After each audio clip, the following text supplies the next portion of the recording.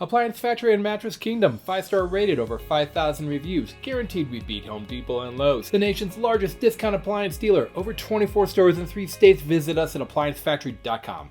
Hey guys, it's Dante, welcome back. This week we're going to go over yearly maintenance for your fridge, or ways to tell if your fridge is cooling, or to help your fridge to cool a bit more, a little bit better. So one thing you want to do is we have our, you want to pull your fridge out of your cavity a little bit so you can get behind it. The first thing we're going to do is take off our backplate so we can expose our condenser coils. Condenser coils help move all your Freon through and help cool it. If those are caked up with dust, hair, just anything, it's going to prevent and slow down that cooling process. So it's not going to work as efficiently as it could. So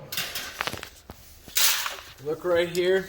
I mean, these are obviously a little bit clean, but that's what we're looking at. Sometimes they'll be black, they'll be more of a square, kind of fitting like this. Others will be rounded, just depends on your manufacturer. But you can take a brush like this, about $20 at Home Depot, and you'll just rub it off, get all that dust off, clean them as well as you can.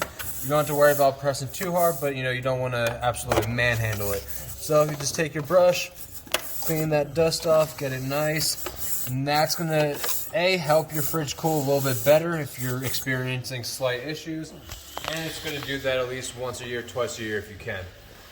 It's just going to help your fridge work properly, operate efficiently, and just be better, cool proper, and have all the airflow that it needs. That's all I have for you guys. Don't forget to like, subscribe, come back next week. Online or locally, save at ApplianceFactory.com. Click the link to learn more.